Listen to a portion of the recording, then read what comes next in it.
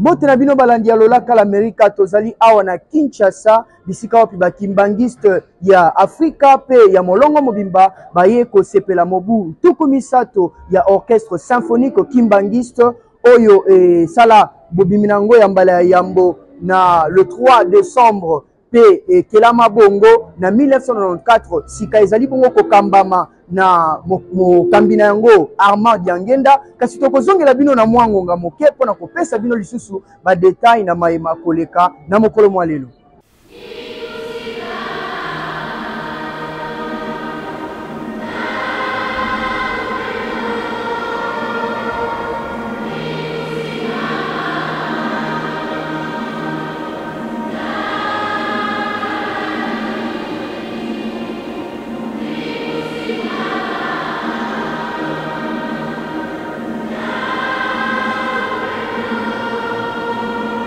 Sika tozwa bato bazwaki pe sika na mokolo mwa lelo na poko ya lelo pona kosepela mobu ntuku misato ya orchestre symphonique kimbangiste mbote ndeko ozwi esika na milulu ya lelo esengo na yo ezali nini penza?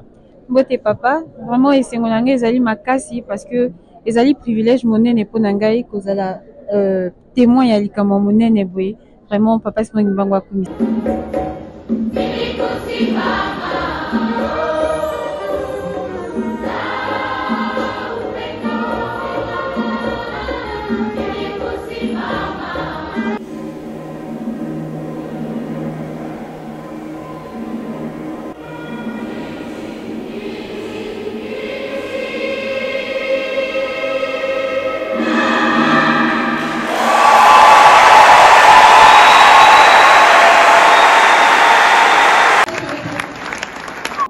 Ndeko ozwi esika na mpoko ya lelo pai wapi ba kimbangiste nyonso ya Afrika ya molongo mobimba bakutani mpona kocelebre to kosepela mobu tuku misato ya orchestre symphonique kimbangiste esengo na yo ezali penza nini? En tout cas esengo na ngai ezali ete awa ezali na likambo ya religion te eza oeski orchestre symphonique kimbangiste mais babengisi mutu nyonso ozala catholique ozala protestant ozala église songolo mpaka losambelaka to apona kocelebre 30 anniversaire. En tout cas esali na esengo makasi emoni baartiste ebele ya bisika nyonso esali biso mpena kitoko makasi na kombo ya papa Simon Kimbangu lokumu ezomata na Afrika ezomona ete mosala oyo asalaki abungelaki yango mpena résultat toomona yarise na mutu nyonso esali biso mpena esengo makasi tosepeli nango vraiment.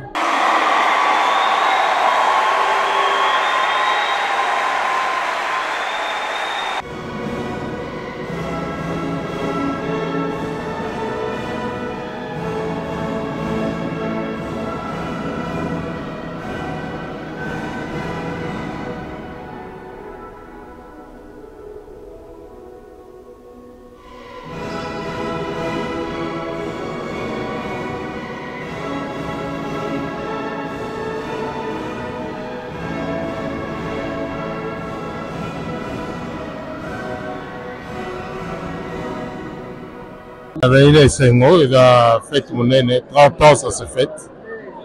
La fière dans mon accueil. Mon dit avec Ibana, mon tout ça comme 30 ans donc à Poli. 30 ans là, je pense que il n'y a plus rien à dire. Orchestre Poli, par la Poli, Moussale Poli. Là, il n'y a plus rien à prouver là. C'est clair. Talisa biso na mokusi kombo nani ozali penani? Simon qui se locale Kimbangu. Pourquoi pas Simon Kimbangu? Merci.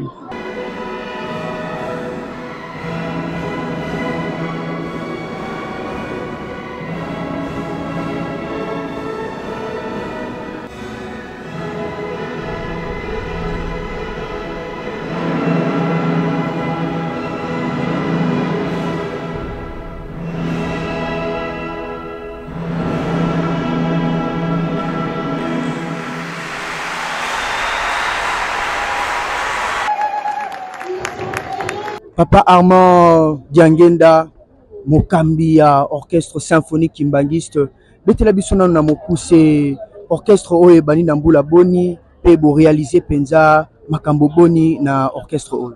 Bon, orchestre bandi na 94 mais les conditions yo eza ya kala papa denge na pisanga yango na 85 parce que na 85 nazalaki na vacances amonanga na osala musique na baninga abina ngai non kotikala kana baninga na te benga pe bande comme susu bazana ba différentes chorales baza na elongo. C'est comme ça likanise yaki ya kosala orchestre symphonique. Et c'est comme ça dans mois de l'année 94 to banaki malem formation ba musicien et le 3 décembre 94 to pesa le premier concert na biso. À l'époque m'ta dirigé les alaki fait professeur Philippe Nkanza. Il m'ta zalaki professeur je crois na ina à l'époque. Bo réaliser penza makambo boni lokola banzembo ezali boni banda bobanda. Bon, banzembo faut comprendre que Tobetaka mingi ba œuvre ezali déjà composé dans ba grand compositeur. Mais depuis 2003 na encouragé baninga na ben na bango pour na biso moko plutôt apprécier musique yo faut to bana ko ba propre œuvre na biso moko comme ça to ko pesa ngo rythme ya biso moko tala na betina Céline Banza na Kouloutou Jean Goubal tout ça na pasteur Moïse Mbiye au monique elle a dit que orchestre wana pe ko beta na musique na biso ya boye donc on s'est vraiment mis au travail. Dire le nombre de chansons je ne saurais peut-être pas dire mais c'est à dire que tu as composé belé Laurent Langaï n'a composé déjà na 3 symphonies à la composé même il y a Souka na betenga l'année passée non il y a 2 ans na betenga à Paris pour montrer que tout ça va œuvre belé. Donc le travail que nous faisons actuellement là musiciens kokamata ba rythme na biso ya komemango na musique classique. Orchestre zo bongisa vraiment nini pour la génération future. Bon, pour la génération future et là to sali déjà pour la génération future totongi école de musique parce que zala que chaque fois après concert ba parents bazoya tolingi bana na biso ba ko la kobeta violon bana na biso ba sala boy au monde que même bana ba yemi na biso bana na biso la violon donc c'est ça pour ngai. Donc l'avenir c'est aujourd'hui. Donc c'est comme ça que depuis 2021, Totoni Conservatoire, Batonio surtout nous avons quantité de les écoles bakimbangistes, c'est une école. Donc on appelle bande catholique, comme ça l'école, protestant, bande comme Soussou. On va y aller parce que c'est une école ouverte à tout le monde. Donc c'est ça. Merci beaucoup. Merci à vous. Merci. Touti bongo kolanda orchestre symphonique kimbangiste oyo ebeteli biso banzembo lelo ya kitoko na ntina ya kosepela mobutuku misato na bango uta ekelama na 1994 to yoki banzembo ya lolenge na lolenge ba groupe ebele elekaki sika tokomi na suka ezalaki bongo Askan Kolingwanga pona VOA Lingana.